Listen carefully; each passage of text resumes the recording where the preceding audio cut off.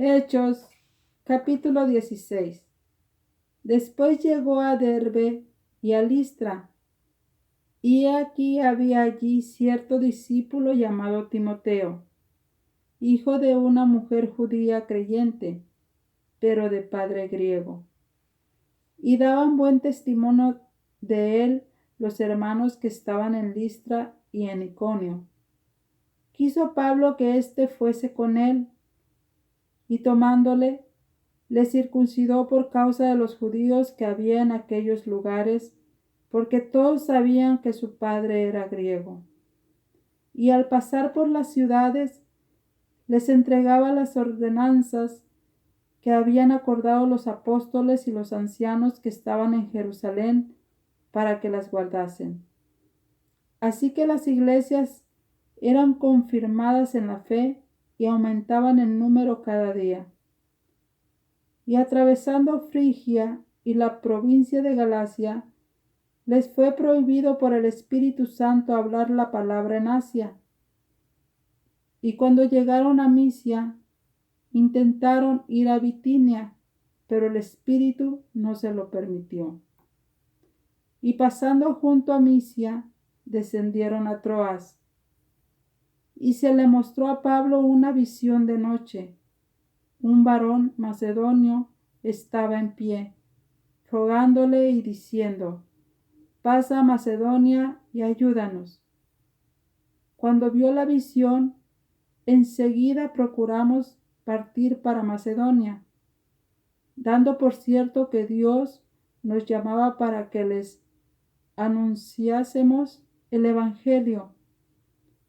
Zarpando, pues, de Troas, vinimos con rumbo directo a Samotracia y el día siguiente a Neápolis, y de allí a Filipos, que es la primera ciudad de la provincia de Macedonia, y una colonia, y estuvimos en aquella ciudad algunos días. Y un día de reposo salimos fuera de la puerta, junto al río, donde solía hacerse la oración, y sentándonos, hablamos a las mujeres que se habían reunido. Entonces una mujer llamada Lidia, vendedora de púrpura de la ciudad de Tiatira, que adoraba a Dios, estaba oyendo. Y el Señor abrió el corazón de ella para que estuviese atenta a lo que Pablo decía. Y cuando fue bautizada, y su familia, nos rogó diciendo: si habéis juzgado que yo sea fiel al Señor, entrad en mi casa y posad, y nos obligó a quedarnos. Aconteció que mientras íbamos a la oración, nos salió al encuentro una muchacha que tenía espíritu de adivinación, la cual daba gran ganancia a sus amos adivinando. Esta, siguiendo a Pablo y a nosotros, daba voces diciendo: estos hombres son siervos del Dios Altísimo, quienes os anuncian el camino de salvación. Y esto lo hacía por muchos días. Mas desagradando a Pablo, éste se volvió y dijo al Espíritu: te mando en el nombre de Jesucristo que salgas de ella. Y salió en aquella misma hora.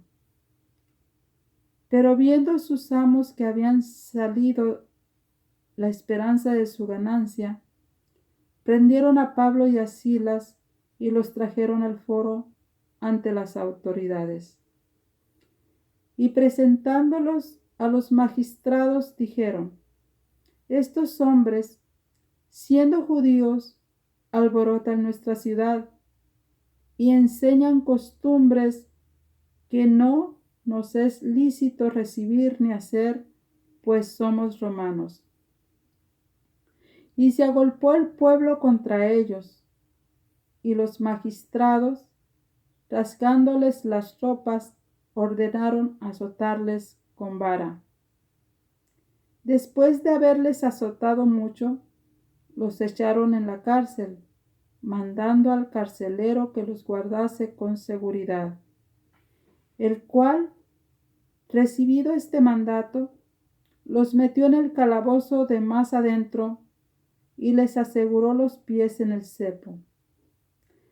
Pero a medianoche, orando Pablo y Silas, cantaban himnos a Dios y los presos los oían.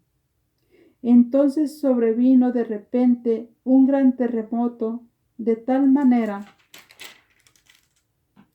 que los cimientos de la cárcel se sacudían, y al instante se abrieron todas las puertas y las cadenas de todos se soltaron. Despertando el carcelero y viendo abiertas las puertas de la cárcel, sacó la espada y se iba a matar, pensando que los presos habían huido. Mas Pablo clamó a gran voz diciendo: no te hagas ningún mal, pues todos estamos aquí.